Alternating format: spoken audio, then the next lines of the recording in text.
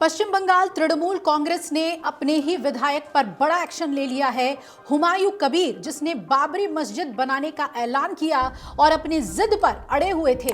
इसके बाद बताया जा रहा था कि ममता बनर्जी उनसे नाराज थी, लेकिन अब वो सीएम के रडार पर आ गए हैं। कई तरह की बयानबाजी उन्होंने की थी, हालांकि पार्टी ने उनके बयानों से खुद दूरी बना ली थी। इसके बाद भी जब उनके बयान नहीं रुके, दावे नहीं रुके, इसके बाद टीएमसी को एक्शन लेना पड़ा और पार्टी ने उन्हें निलंबित कर दिया है। टीएमसी से सस्पेंड होने के बाद एमएलए हुमायूं कबीर ने रिएक्शन दिया और कहा कि मैं कल टीएमसी से इस्तीफा दे दूंगा।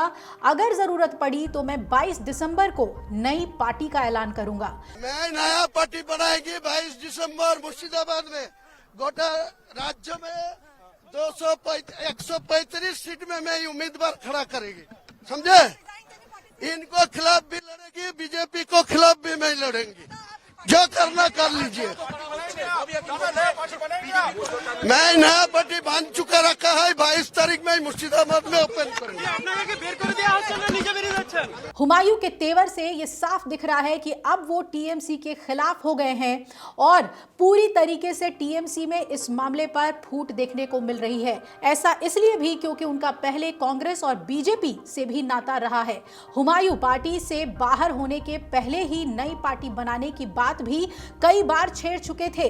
उन्होंने पिछले दिनों ही ये कहा था कि नई पार्टी की रूपरेखा 22 दिसंबर को घोषित की जाएगी। मैं जो पार्टी बनाऊंगा उसका नतीजा क्या होगा ये काउंटिंग के दिन ही जनता बताएगी और सब साबित हो जाएगा। ये भी दावा किया कि वो खुद रेंजी नगर से चुनाव लड़ेंगे। दरअसल विधायक हुमायूं कबीर 6 दिसंबर को मुर्शिदाबाद के बेलडांगा में बाबरी मस्जिद की आधारशिला रखने पर अड़े हुए थे। सूत्र ये बता रहे हैं कि बंगाल के राज्यपाल आनंद बोस ने ममता सरकार से सवाल किया था कि अगर हुमायूं कबीर के बयानों से कानून व्यवस्था की समस्या पैदा होती है तो क्यों ना उन्हें गिरफ्तार किया जाए। टीएमसी ने विधायक को पार्टी से बाहर का रास्ता दिखा दिया है और इसके पीछे की वजह उनके विवादित बयानों को बताया गया है। कार्रवाई भी उनके बयानों के बाद ही की गई है। उन्होंने कहा था कि 6 दिसंबर को मस्जिद का शिलान्यास कोई भी रोक नहीं सकता है। लाखों लोग इस कार्यक्रम में शामिल होंगे। दावा किया था कि 2 लाख के करीब लोग इसमें पहुंचेंगे और यही वजह है कि उनके इस बयान से तनाव बढ़ गया। आखिरकार पार्टी ने उन्हें बाहर का रास्ता दिखा दिया है। बंगाल के राज्यपाल सीवी आनंद बोस ने भी इस मामले में गंभीर सवाल उठाए थे और राज्य सरकार से पूछा था कि अगर विधायक के बयान से कानून व्यवस्था की स्थिति बिगड़ती है, किसी तरीके का खतरा होता है, तो उन्हें गिरफ्तार क्यों नहीं किया जा रहा है। गवर्नर ने कहा था कि अगर सांप्रदायिक भावनाएं भड़कती हैं तो राज्य और उसकी सरकार मूक दर्शक नहीं बनी रहेगी और कहीं से भी उन्हें बाबरी मस्जिद बनाने की इजाज़त तो नहीं दी जा सकती।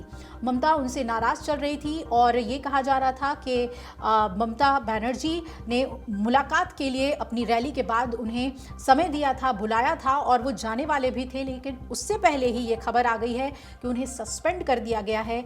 यानी कि हुमायूं कबीर कहीं से भी झुकने को तैयार नहीं थे, मानने को तैयार नहीं थे, जिसके बाद टीएमसी को ये फैसला लेना पड़ा है। ममता सरकार इस बात को समझ गई थी कि ये मामला गंभीर हो सकता है, लॉ एंड ऑर्डर का सिचुएशन भी सामने खड़ा हो सकता है और इस वजह से पहले तो अपने विधायक को समझाने की कोशिश की, नाराजगी जताई और जब नहीं माने हुमायूं कबीर तो आखिरकार टीएमसी को मजबूरी में ये एक्शन लेना पड़ा है।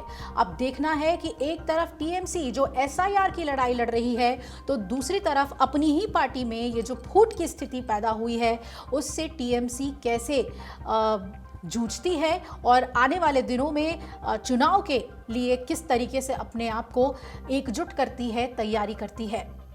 अगर आप ये वीडियो YouTube पर देख रहे हैं तो हमारे चैनल को सब्सक्राइब कर बेल आइकन दबाएं और Facebook पर देख रहे हैं तो हमारे पेज को लाइक करें।